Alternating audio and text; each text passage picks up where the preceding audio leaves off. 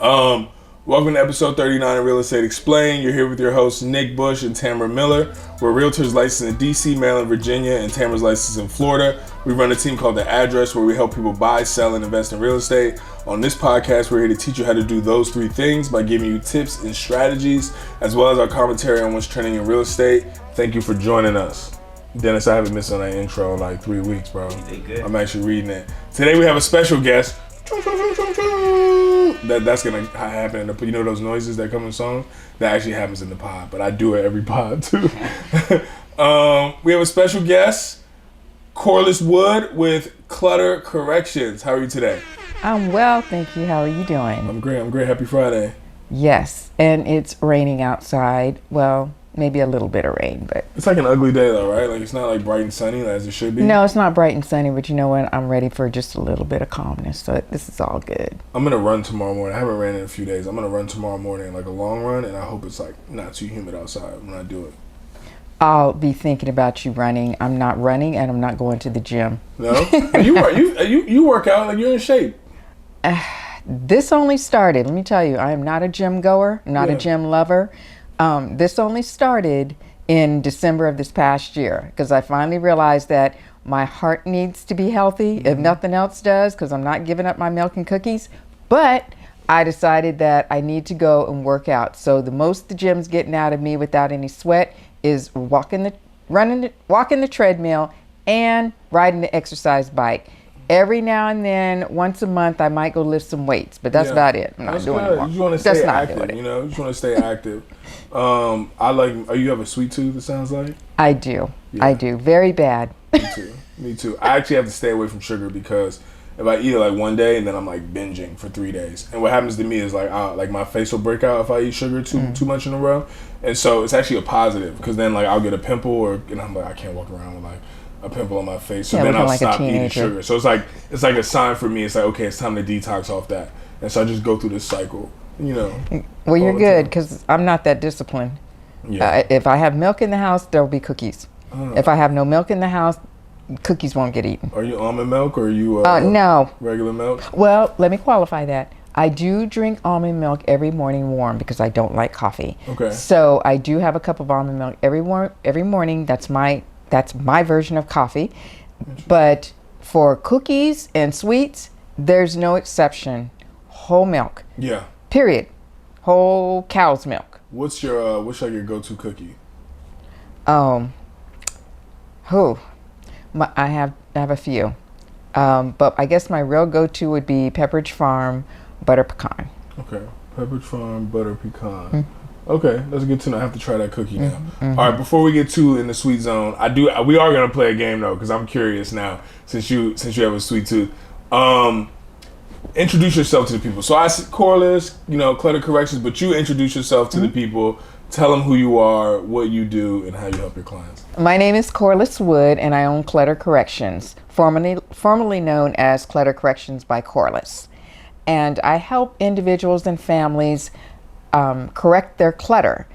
All of us have some form of clutter. None of us is absolutely clutter free.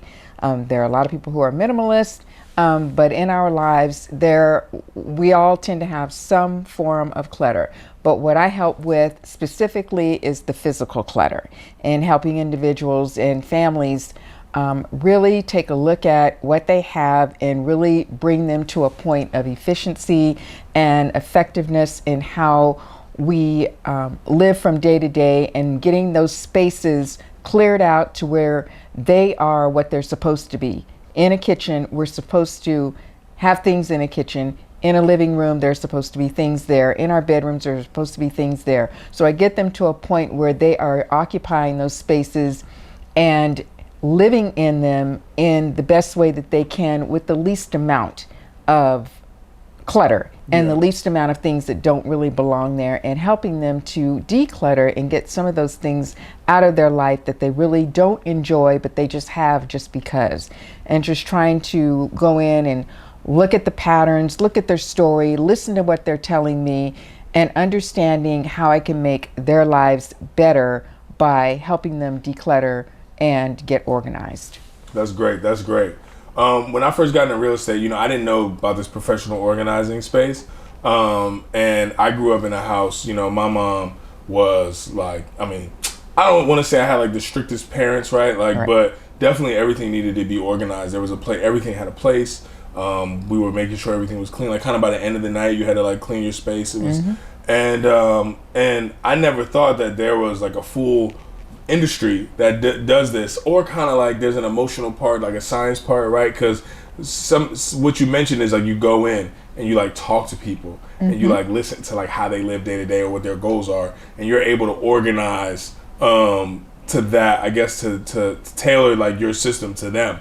So how does that work when someone calls you and they say, hey, I need, I have clutter all over my house, like I don't know what to do, come over and like help? Like what is the initial conversation with them like, and like how do you initiate that process of getting them organized? Well, great question. That comes in a couple of different ways. Sometimes people will see me on the internet and they'll go straight to my website. There's a form that they can fill out. That comes directly to me via email, and then I will reach out to them and we'll set up an appointment. Sometimes people would just pick up the phone and call me and say, I need help. I have a questionnaire intake form that I fill out while I'm talking to them, asking them several questions to really understand what's going on. Sometimes it will require me to go in and do a full home assessment or just do an assessment, period. Other times we can FaceTime. Other times they can just talk to me over the phone and we can have a great conversation about what's going on. And through that conversation, I'm able to determine what the next step will be. Upon going to their home and doing an assessment, that really gives me the opportunity, again, to hear the story, to be able to assess what's going on, coming in with a fresh set of eyes, being non-objective, or excuse me, not being non-judgmental, and being objective, and looking at the space, and after talking to them, and really just kind of understanding how I can help them. I do not cookie cutter anything. And so each individual has, their own story. The stories are very similar a lot of times, but each individual or family is not cookie cuttered into this little space that says, oh, I only treat people this way or this way or this way based on this. No, I treat everybody the way they need to be for their situation. So go in and take a look. And once I'm able to determine and help them determine what's going on, then are we able to talk about, next steps? Do you want to move forward with getting this done? Are you really committed? Because if everybody in the house is not committed, this process won't work. And it's truly an investment. So it's not something that you just say, oh, I'm just going to have somebody come fix it. I'm not a house cleaner. House cleaners come in, they take care of the dirt, the grime, and really clean up everything and make it look pretty. But they're not typically organizers. They can organize, but they typically don't organize. And so that's where I come in and help them really find the spaces for their items and understand, why we have so many of one thing. And let's talk about this, and what can we do about it? And so I share those pieces of information with them, and we press forward with, working together. It's funny when you say like, why do we have so many of one thing? So in my kitchen, we renovated our kitchen, but we have, when they installed this drawer, they didn't really install like a place for like the utensils to go, right? Like we have like a makeshift situation that works, right? And it looks like it kind of was intentional, but it really isn't. And then that cabinet, it's like one big cabinet. You could pull under the cabinet to pull out the utensils, and then the other thing is just like a cabinet, no organization. So what goes there is all of like the measuring spoons and like that type of stuff. And we have like 4 different sets of like measuring spoons, right? I'm like, oh, these look cool, let's buy them. Like my wife likes them, and we have like 4 or 5 different sets. And this drawer is just a complete mess, right? So when you think like, okay, why do you have so much of one thing? You would easily be able to come to my house and be like, why do you have all of this here? Like, do you really need it? So in that situation, would you suggest like, okay, like you have 4 sets of the same thing. Like, we're throwing 2 or 3 of these away? Or are you just saying like, okay, if you are really tied to these 4 sets of things, we can keep them, but we have to keep them away? Or, what would you say to someone like that? Nick, I would simply say to you, let's lay all four of these out. Yeah. Now, and then I would have you explain to me why you have all four of those sets. And then we would talk about next steps, which might be, let's have 2 sets of these, or let's have 1 set. Or if you really think you need to keep all 4 sets, we might just sit down and have this conversation one more time until we can get to where we have an agreement. Yeah. But that's similar to that. Not exactly, but very similar to it. So really, like, no one needs, I mean, you don't feel like necessarily like someone needs all of this stuff, right? Like almost like less is more, let's minimize. Right. As well. Right. Minimize. Now, if both of you are chefs in the kitchen, I might agree to 2 sets, because when you're cooking, a lot of times you do need that extra measuring cup, or what have you, or those extra spoons, because both of you guys are both chefs, you both love to cook, and you both have your own style of cooking, and you need your own of what you're doing. Now, if you have one person in there that's doing all that, maybe we could have 1 set. Yeah. If neither one of you are cooking, we need to sit down and have another conversation. Let's stay in the pic. No, I'm always, and I've told you this before. I'm like, I think my wife is like not as organized. I want her to be organized. Then I realize like sometimes it's me. But what's really happening for us is like we have 3 kids. Two of them live with us every day, and they're 3 and 1. And I think that my wife is like more, what's the word I'm looking for? Like she's more attached to the kids' toys than I am. Like there's this slide outside. We have this slide outside, like a little kid slide, right? And we have kids that on our street that come play in our yard, and I want to get rid of this slide so bad. And every time I try to do it, I talk about it. My wife is like, you can't get rid of that slide. Like they're gonna play with it. And I'm like, do you want to slide down the slide, right? And it's the same as like the toys in our house. And we have this conversation all the time. So I'm not talking bad about it, but like for us, it's like the toys everywhere and finding a place for that. And then we cannot keep that kitchen island like that. We have a breakfast bar. It's just like it's like a magnet. The catch-all for junk, you know. And like we'll clean it, and then later that day, you just like place stuff there. You don't even realize it. And so let's talk about like families, because I think that I mean there are a lot of families in the world, right? Like how do you approach a situation where like there's like a family living there and they have kids, and it is like a scramble day to day. Like what do you do in that situation? Well, I really need to sit down, understand the family, and maybe just spend a little bit of time with them and see, and it won't take me long to figure it out. I'll actually already know, but I just kind of need to see everybody in operation. And really with that area, it's really a matter of where things actually belong. So in a kitchen, you've got a cup. You use the cup, okay? If it's a child, they're going to use the cup over and over and over again. They're going to. I mean, that's just kind of the way it is. They're going to use it over and over. The adults, if you're going to use the same cup over and over again, put it in one space. At night, everything goes in the dishwasher or in the sink and put away, dried and put away. Whatever way you want to do it. Not everybody uses a dishwasher. So whatever the case is, everything has a home. So we have to find a home for everything. And then everybody has to put it back in their home. So it's a form of discipline, but it's a form of everybody being accountable for themselves. Okay, and or with children, you give all of them chores. You give them all of them a little chore, and they're responsible for making sure all the cups are in the dishwasher that day. They're going to get sick and tired of the mommy and the daddy and the sister and the brother leaving everything out for them in their mind to do.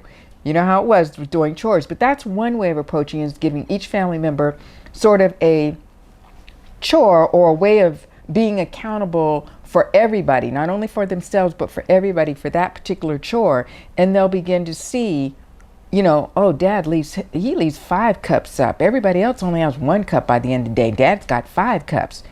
You guys come back around, He's gonna start checking me, huh? Exactly. So if everybody has a little chore and they know what it is that they're doing, that will help maintain it. Okay. And that's a process of everybody becoming a little bit more disciplined and getting that countertop emptied. I'm not sure what's all on top of the countertop, but maybe one child's responsible for all the plates, or maybe one child's responsible for all the, I don't know, maybe the vitamin jars or something, or whatever you have a lot of that's similar, they can be responsible for. And that's one way of helping to kind of approach keeping that area cleared off. Yeah. you said before, like I'm not a cleaner, right? And you also said that people need to like, there's like an after the fact. Like you come in, that you organize, and then people need to like buy into the system, which you basically just explained is like you're not just coming in and like organizing and cleaning up one time. You're actually giving people tangible like things and almost like to-do lists to like keep it organized. Now, one of the things that I'll do is I try to keep them very simple, and that's what I just explained. Something that's very simplistic,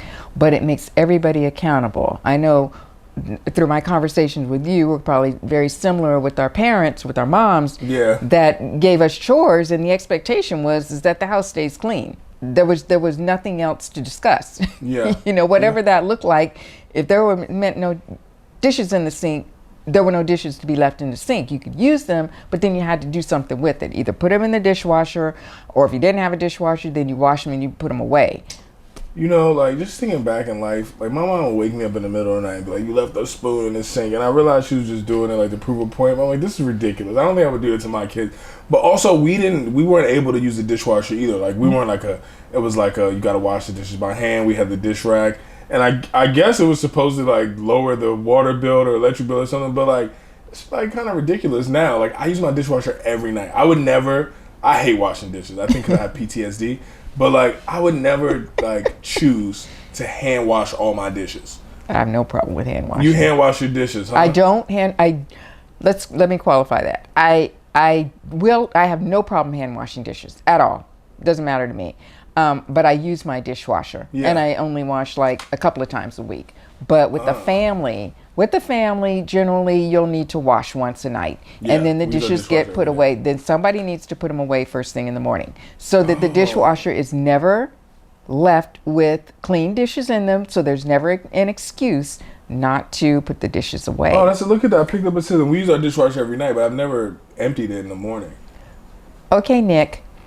It'll be your responsibility from this day forward that you empty the dishwasher every morning before you go to the gym. Well, I go to the gym at like 6 a.m. So that's okay. That's like, I gotta get to the gym. Maybe after the gym. Okay, so before you go to the gym, which means you'll have to get up 10 minutes earlier, you empty the dishwasher. That way when your wife gets up with the children, she can put all the things in the dishwasher after they've got to go. Because as soon as you get home, you got a phone call that says that you got to get into the office early, or you got to go meet with somebody early. So now you have no time because you didn't leave the gym early. So now you have no time for breakfast. You only have time to get yourself ready to get back out the door. So what time does that leave you to empty the dishwasher? I guess before the gym, huh?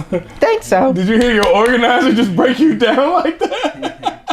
That's good. That was like live action, right? Like, no. The system is in place. Like, I'm not letting you go. Aren't you from California, Corey? I am. What part of California? Southern California, from the desert. From the desert? Yes. Is that like LA, like the valley, basically? No, that's not. LA has no desert. Okay. Well, take that back. There is Lancaster. That's part of Los Angeles County. I'm from San Bernardino County, from Victorville, and I'm from the desert, the dry desert. Born and raised there. We had a military base there, George Air Force Base, and that's where we stayed and settled. So how'd you end up in D.C.? I wanted out of Victorville. Oh, really? And so I went as far to the East Coast as I could go without going into the ocean. Yeah. So I was just in San Diego last week for a week, and like I love it over there. Yeah. And the weather is perfect every day. I don't know if it's like that in San Bernardino, but like the weather is perfect every day. Obviously, it's not a desert. There's water everywhere. And like Lauren and I, that's my wife's name, Lauren and I, we're like, man, we need to get over to San Diego. It's like our happy place. And I just cannot understand why anyone would leave California and come to D.C., like come to a colder weather place. Well, first of all, Victorville is not San Diego. Okay? It's not San Diego. San Diego is absolutely beautiful. I love San Diego. I love Old Town San Diego. And I love it more because it's right at the border. And the Mexican food is off the chain. That is the one thing I miss about California. I miss my freeways, and I miss the Mexican food there. I love it. But what was your question? I was just kind of like saying like how much I love Cali. And like, why did you leave? Like how people are like, I'm from California. I'm like, why are you here? Yeah. You know? No, I just, I was born and raised there in that Yeah. little small town, and it's just, and I've come to DC a lot. My mother's from a very large family, and she had 3 siblings here, so I Oh, came to okay. So you're DC a familiar. lot. So I was familiar with it, and I also just love the city. I love Los Angeles. I loved going there often as I could when I was younger, and I loved the big city. So in deciding where to move in the United States, we had a couple of different choices, and DC won out, and that's where we moved. Yeah, I'm like that too. I just like to be in the city. I don't like to be in like the suburbs. And I know DC, like Chocolate City, like back in the day, like probably was like crazy. Like with the like, did you immediately like get in the go-go scene and all that? Like, do you like that music? I like the go-go scene. It's funny because we used to listen to Chuck Brown when I was younger, but we didn't know who we didn't know where he was, and we just liked the music. Yeah. When I moved here and found out how big Chuck Brown was, I was like, oh, I didn't realize that. Yeah, he's like I didn't realize the Blackbirds were singing about Rock Creek Park either, right here. Yeah. We didn't know what a Rock Creek Park was. We thought it was something made. So they made it up, right? We're like, what's a Rock Creek Park? So I found an article on Better Home and Gardens that just is like, it's titled "What It's Like to Hire a Professional Home Organizer," and the first thing here is like, find the right home organizer, right? So what is that? Sound like to you? Like, is that a thing? Like, can anyone do any job? Do you do any job? Like, what's finding the right home? Or are you like the right home organizer for everyone? I'm not the right home organizer for everyone. Okay. That's not true. And I think in that article, what I believe it's talking about is when you find the right home organizer that works well with you, a person that resonates with you, the energy that comes from that person, that you can develop understanding them, they can understand you. There's this level of trust before you ever even hire an organizer. You've got to develop some form of understanding, if you will, or just something that resonates with you, and you'll know that. Yeah. You'll know that through your conversation. You'll know that through, say, the questions that they're asking. You'll know that through the interest that they have in you and or your family, and understanding your situation. I don't work with every single person. There are situations that I do have a counterpart that takes over for me. And that would be in a situation where someone has a strong tendency to hoard things.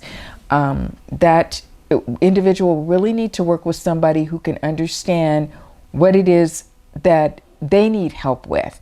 And that's very different from, say, the conversation I've had with you, and you're having, 15 measuring cups and 14 measuring spoon sets, that I can work with that in the fact that not just because you have so many, but because the fact that you have some organizing skills that you developed from your mom back in the day, and you're trying to exercise those, and you and your family just need some help along. There'll be other situations where I have people that are very organized, but one spouse isn't quite organized, sort of have the Oscar and Felix thing going on. And that, that works well also. So there are different situations that I'll work with, and then other times I'll refer those situations that aren't the best for me out to one of my colleagues. Who's Oscar and Felix, by the way? Oscar and Felix were the odd couple back in the 70s, and they were 2 roommates. One was very messy and one was extremely tidy, and they just could not get it together, but they continued to be roommates. I think that I feel like I'm the cleaner one in the house, and like, a constant back and forth with my wife and I, as I'm like, you're like, so I'm like, you're such a messy person, right? And I'm like, but she won't admit it. She won't be like, yeah, I'm messy, right? And like, she's not like a dirty person, but she's like messy. She's like, no, you're the messy person, right? And so it's constantly me being like, you're the messy person. Like, you should admit this, so then we can solve it, right? And then she's like, no, you're actually the messy person.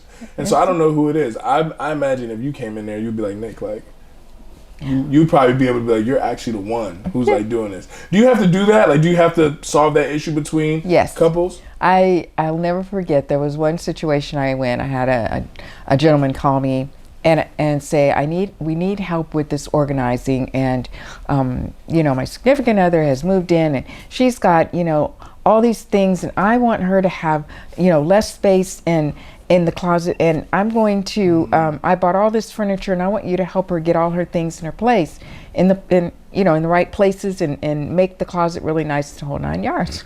So I go up there and I'm looking and I'm like, where are your things? She said, right here. I said, that's it? She said, yes. I said, oh, okay. So we need to sit down and have another conversation about who's really the messy one here. Yeah. And so it was a lot of fun. We really had a great time working together. The other person who called me ended up admitting that he had a little bit more than she did, or quite a bit more.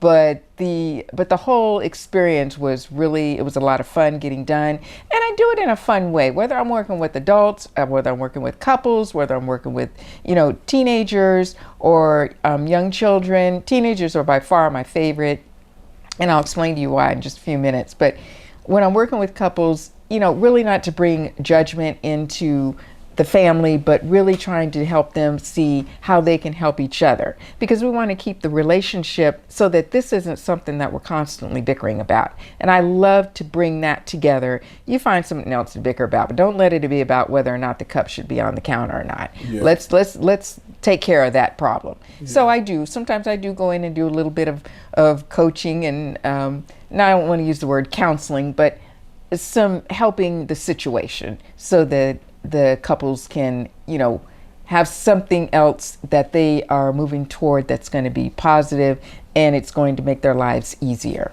You were talking about you like teenagers. Yes. It's interesting. There's an agent, his name's Ryan Zook. He just posted this video. I should have sent it to you, or showed it to you before you came. But he basically has a video about everything he's done with his teenage boys to make the space better for them, some upgrades. Some of it was just helping them lock the phone, helping them unlock the door with the iPhone, things like that, upgrade and lock. But one thing that he did is he turned a walk-in closet into a gaming room, which I thought was really cool. I don't know if that actually has anything to do with organizing, but it was just a home upgrade. But why do you like working with the teenagers? The reason why I like working with teenagers is because, the area that I like the best is from age 16 to 19. Okay.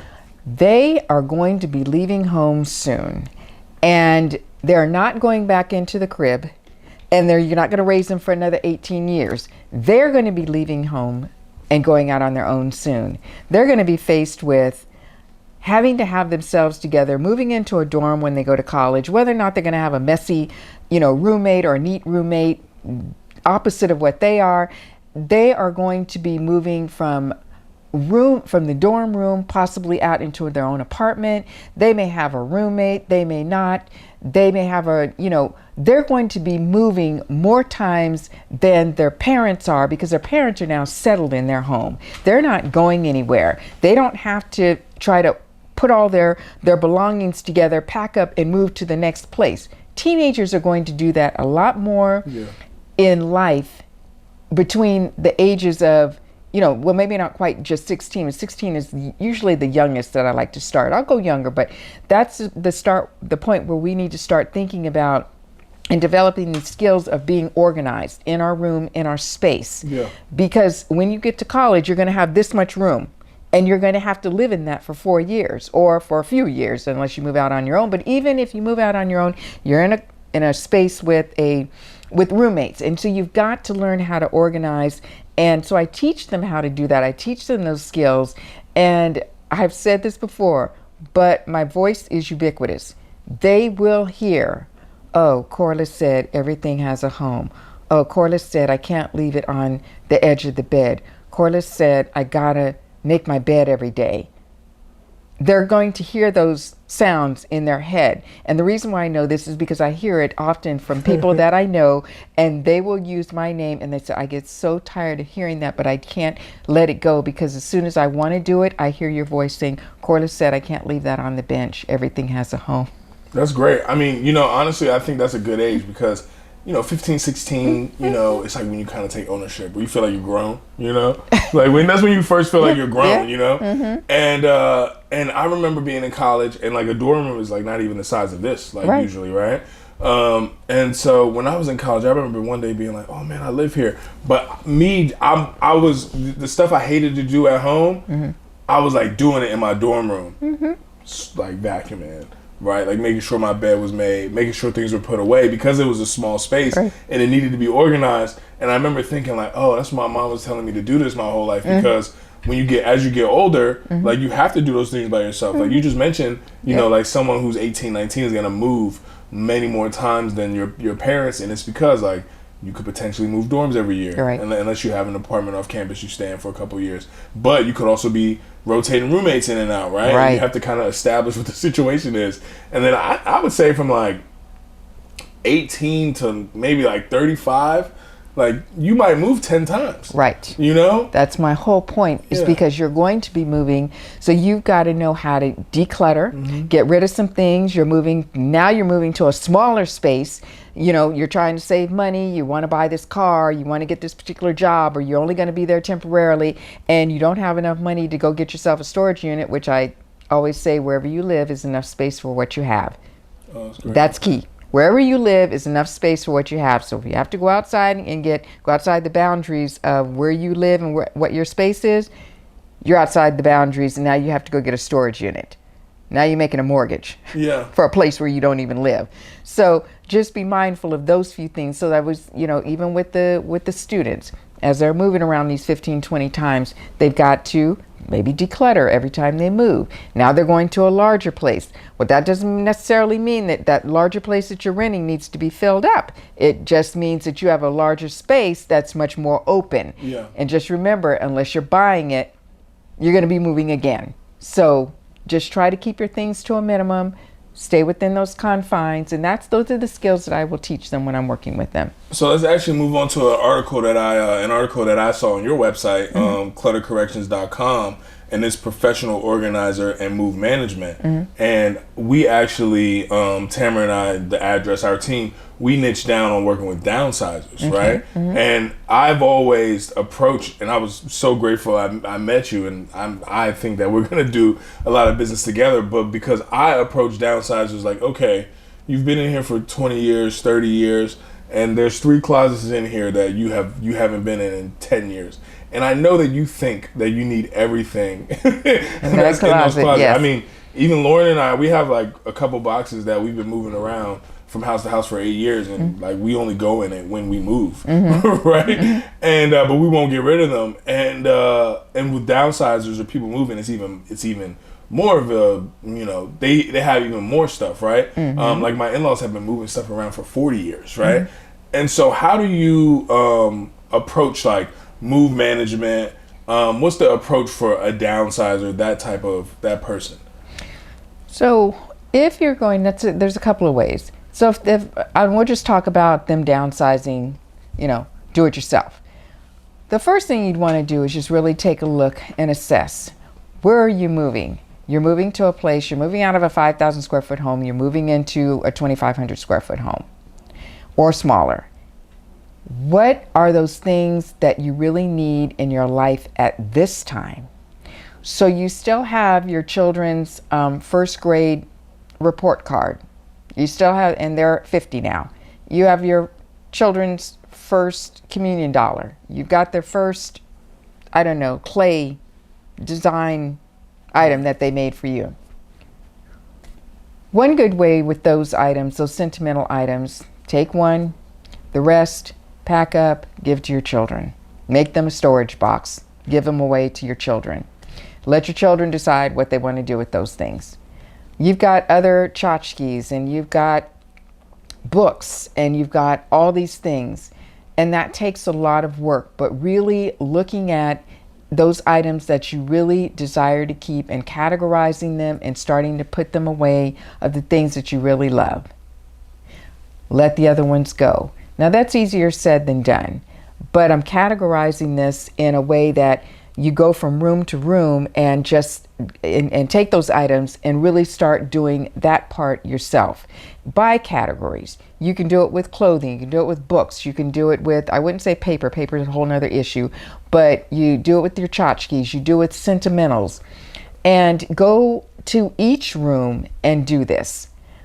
Then when you've scaled down as much as you possibly can, you know, you can either continue to try to do it, or you can bring in a professional organizer who can help you do this all the way around.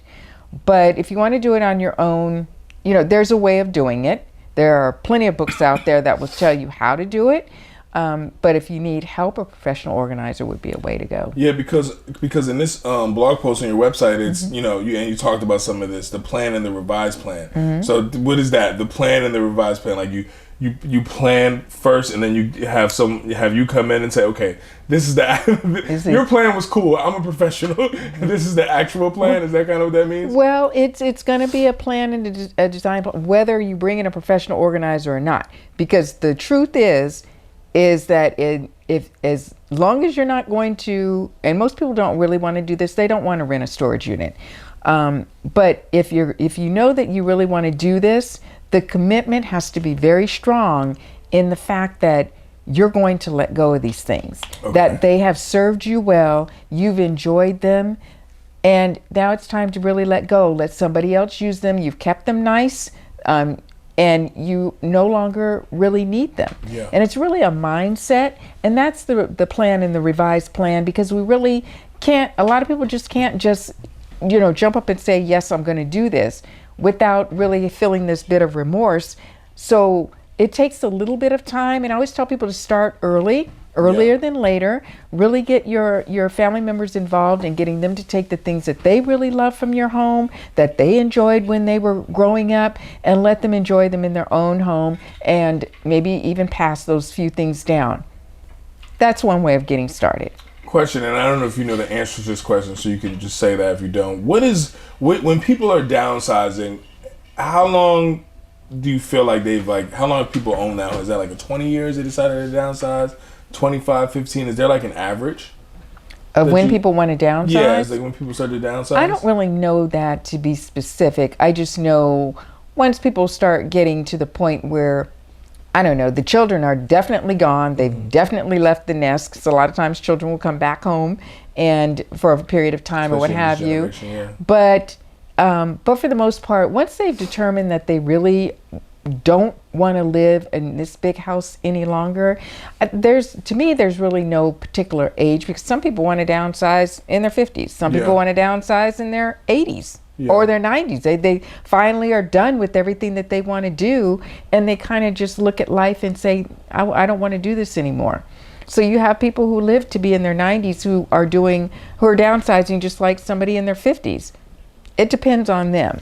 I think my in-laws sold their house at like 57, 58 maybe. No, they had to be a little, I think. But like, anyways, I remember my father-in-law was just like, they had a 4-bed, kind of the traditional colonial 4-bed. They have 3 kids. And he was just like, I'm paying for all of these rooms in here, like electric for all these rooms. Like, people are not even in here, Now, they did downsize and then they ended up buying a bigger house. But that's their story, right? Yeah. But I have heard that. It's just like, most people think it's like, oh, I don't want to walk up the stairs anymore, right? But a lot of times it's just like, we're paying for more space than we need. Right. And we can be more budget friendly, especially in retirement. Right. I also saw in here that you're talking about like decluttering the sex. So when people are decluttering, right, do you help them, or do you have resources for people to like move that stuff out? Because you're asking, you guys are doing a big project, like we're decluttering, spaces or rooms, etc. Right. And then do you help them like get rid of that stuff as well? Right, and I do. So sometimes the person will want to take charge of removing the items themselves, but for the most part, they generally will ask me to do it. And so I have a team member that will come in and do that. And I use donation centers will sometimes come and do pickups, and that's always a good thing. And sometimes they can repurpose a piece of furniture in another room, or they can just give it away, say to a neighbor, or sometimes people will put it out on the curb and somebody will come by and just take it, especially if we put free on it. But nonetheless, there are ways of getting rid of those pieces of furniture or those items to the donation center. I do a complimentary takeaway for, maybe a small piece of furniture or something like that, but a donation bag or two, I'll take those away for the client. And one of my favorite places to go is a Wider Circle. They really help a lot of families get back on their feet, help them really help them out with their different kinds of needs that they may have. So I have lots of good items that people are willing to donate that are beneficial to other people to be able to reuse. Okay. Before we go into like the last topic, do you have any? Do you have any horror stories? Any, like, give us some two of your greatest, like, this was a miserable experience, or like this house was crazy. What are some horror stories that you have? Okay, I knew you were going to ask me this. So my horror stories, I look at it this way. Everybody has a situation. And when I go in, again, nothing frightens me, but I go in with and meeting the person where they are. So have some situations been more grand and greater than others? Yes. But I don't generally like to call them a horror story because I feel like I respect the individuals that I'm working with. So I often get the question, this is the worst you've ever seen. So in my mind, that for that person may be the horror story. This is the worst that they think I've ever seen. They'll never know the worst that I've ever seen because I get so many different situations that, again, don't frighten me. I'm going to go in and take care of what they asked me to do and get it done. And my goal is to make sure the client is happier. Yeah, that's a good answer, right? Look at that. That's a professional right there. You know, I would never answer a question like that either. Like, what was the worst transaction you have? Because I would be like, well, what if that person hears the story? Or like, what if people know when you're talking about them. And so that was a great little, sidestep. Yep. And that's it's honestly how I feel. I mean, I've seen a lot, but I respect people because they all say to me, I'm so embarrassed for you to come here. And I can see that. I can understand that. No, I agree. But I don't need for them to beat themselves up any longer while I'm here. And so I often will tell people that I'm working with, I said, you can't beat up my client in front of me. Yeah. And they get a kick out of that, though, because then they realize, well, that's me. Yeah. I think that's awesome. I think it's also really good that you take that approach, or you feel like that, because I wouldn't necessarily want a professional organizer to walk into my house and say like, oh, this is a mess. You guys are all over the place. Like, this is horrible. It's the worst job I've ever seen. I wouldn't feel like I had an advocate on my side. Right. As they were organizing, or helping me through that process. So I actually think it's good that you take that approach. Right. Let's also go back to this dessert thing, right? Because you have a sweet tooth, I have a sweet tooth. Yep. And I ask these people these questions all the time. And I asked them to rank the desserts, right? Their favorite desserts in order, like the 5. So I'm going to ask you to do that right now. What are your favorite desserts? Like top 5. What do you think the top 5 desserts are in order? In order would be by far the butter cake from Mastro's. Okay. You get specific desserts. Okay. Yeah. MG. Butter cake from Mastro's. The next would probably be peach cobbler a la mode. It's got to have the right flavor, the right taste, and usually it needs to come from the South. That's what I absolutely love. Now, have I made it from and it's got to be homemade. No store-bought peach cobbler. No, it's got to be homemade. Got to be homemade. And I know people out there can make the best peach cobbler, and my hat's off to you. Just tell me what time to be there. The next would probably be, probably cookies. Cookies would probably be number 1. Well, maybe not number 1. I already said number 1. Reese's peanut butter cup. Okay. Those are that's my absolute favorite. I'm not a chocoholic, but I do like the taste of the peanut butter and the milk chocolate together. Okay. Love it. Last, oh my goodness, I don't even know what would be last. Probably be lemon cake with icing on it, but the lemon cake has got to be extremely tart. Oh, really? Extremely tart. Like, it can't be a light taste of lemon. It's got to be extremely tart. Oh, that's interesting. That sounds terrible. I don't like fruit cakes. Oh, not fruit cake. Like lemon cake is not fruit cake. But it's especially if it's tart. Like Spanish people, Hispanic people, I guess I should say it correct. You have a lot of fruit cakes, right? Like for like y'all do like flavored with fruit? Yeah, like strawberries and stuff. You're not really like a chocolate on the cake. cake? Yeah. Oh, Yeah, that's fine. I don't feel like it goes together. You know, it's not my thing. So for me, that's interesting. Butter cake, by the way, if you don't know, I hadn't had butter cake until earlier this year. My wife I tagged along on a work trip in St. Louis, and they had this stuff called gooey butter cake, and I guess it's like a St. Louis thing. This is like the best thing I ever tasted in my life. I bet. And now Mastro's has it, so now I know. So I'm gonna check out Mastro's. For me, it's cookies number one. It used to be ice cream number one, but now it's cookies number one, brownies number two. So cookies, brownies, ice cream, cake, and then I don't really have a fifth. I don't really like cheesecake. I don't like cheesecake. Cheesecake's okay. Pie's okay. You know, maybe if I had to place one of those, maybe I'd go like cheesecake over pie. Yeah. Those are my five. Yeah, I do. I have a strong sweet tooth for the things that I really like. If I don't like it, I'm not eating it. And then like obviously like gummy snacks are the best snacks, but I don't eat those anymore. Gummies. Like gelatins, like gummy worms and stuff. That's like what I really like. Yeah, I like gummies a lot. But I don't I like now really tangy candy. I like really tangy candy. Yeah. But I do like tart. Yeah, I really like tart candy. I really, really do. But the Laffy Taffy is not the Laffy Taffy I grew up eating. Oh, really? No, it's not. Was it more sour back in the day, or? It was so much more sour. Lemon Heads, Starburst. Starburst were like this size. Oh, really? When we used to get them for 15 cents. I mean, a big pack, and they were bigger, and got them for 15 cents. I'm like, they were bomb. We were in La Jolla, and there was like this candy store, and they had Warheads in there, and I like tasted the sourness of the Warhead. And I was like, I can't believe I used to eat those when I was a kid. But I like the gummy snacks, the sour, like Trolley, that brand. I like all of their stuff. Now, my absolute number one favorite candy is sour cherry balls from Disneyland. Period. I'm gonna have to try those. Yeah, I gotta try those too. That's it. Sour cherry balls? From Disneyland. Only from Disneyland. Only she from knows Disney. specifically Yes. where. So if I say here's some sour cherry balls, I thought of you. You're gonna be like, but these from Disneyland.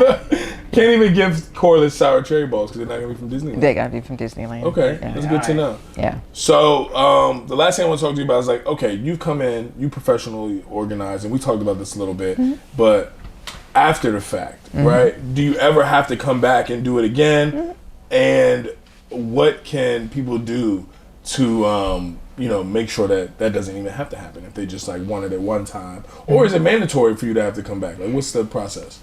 So my process is I like to be a one and done, but that's not always the case. So when I go in to help them get organized, I do give them a system to work with.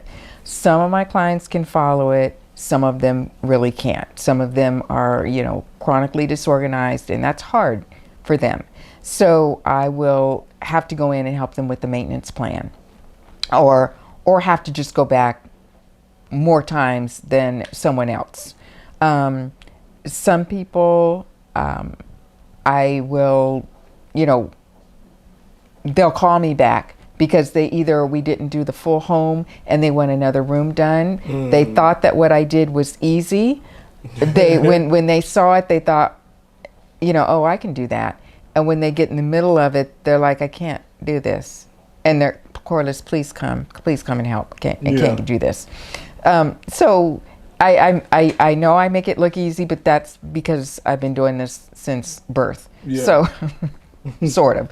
But anyway, it just becomes a process where there are times when I do need to go back and help individuals, and then other times they're really able to handle it on their own. Yeah. They've really taken pride in the investment that they've made, because it is an investment, and other times people have taken pride in what they've invested in, but they have a hard time really trying to maintain that. It's a lot for them. Yeah. Okay, that makes sense. I feel like if you came to my house to do it, we'd like 3 weeks later we'd be like back in the same situation. No, we could be on a maintenance plan, or we could be on a plan where I could coach you along. We could have accountability, and that helps a lot until it becomes a routine. Because anything you practice doing for 30 days becomes a normal habit. It's true. It's true. Right. Yeah, it's true. This was great, Cordis. Do you have anything to like promote? Any events? Anything to promote? Is there a place where people can find you? Tell the people how they can get in contact with you. So they can get in contact with me. They can go to my website at cluttercorrections.com, and there they can find all the information they need about getting organized. I hold an event at the end of the month called Tidy and Talk, and that is a small group organizing session for individuals to come in and just organize a particular space that they have. This is held on the last Wednesday at 6:00 p.m. of each and every month, except November and December because of the holidays. But other than that, it's held, and everyone can come in, and they come in with a project that they have in their home. I'll walk them through it, talk them through it. We get it done. They can feel great about themselves, feel great about the space. That's what I hold monthly. Not at this point do I have any other things, but it's mostly the Tidy and Talk. That's good. So just go to your website. That's how people can find. That's the best way for people to get in contact. The best way to get in contact with me. The best way to find Tidy and Talk is on Eventbrite. Okay, that's where I advertise Tidy and Talk, so they can go there, or they can also read my blogs that I have. They're really good. And okay, great. And they can tap on usually on the blog, and that will take them to Tidy and Talk as well. Do you have any social media, Instagram, Facebook, anything like that? Instagram, Facebook, TikTok, got it all. What's the handle? At Clutter Correct. Boom, boom. At Clutter Correct. Press follow now. Tamara and I, we do home buying seminars Monday, Wednesday, Thursdays at 6 p.m. We hold them on Zoom, so anyone, anywhere can log in. We go over the home buying process, and we also talk about, financing, right? How to actually qualify for your home. Specifically in DC, we're talking about DC Open Doors and HPAP. So go to our website, the address dmv.com, to find those. Cordis, this was great. Thank you for joining me. Thank you. Thank you for having me. This was wonderful. This was like a very unique. We've never had anyone like a professional organizer. We had an interior designer on here, but totally different spaces, as I know. And I hope that, I'm looking forward to working with you with these downsizers too. Yeah. That'd be great. All right. Well, if you made it this far, we appreciate you. We hope that you enjoyed listening to this episode. Go follow Corliss everywhere. You can also follow us at the address DMV on Instagram, and subscribe and share this episode. We'll be back next week. We'll see you then. You'll hear us then. Until then, we're out. We out.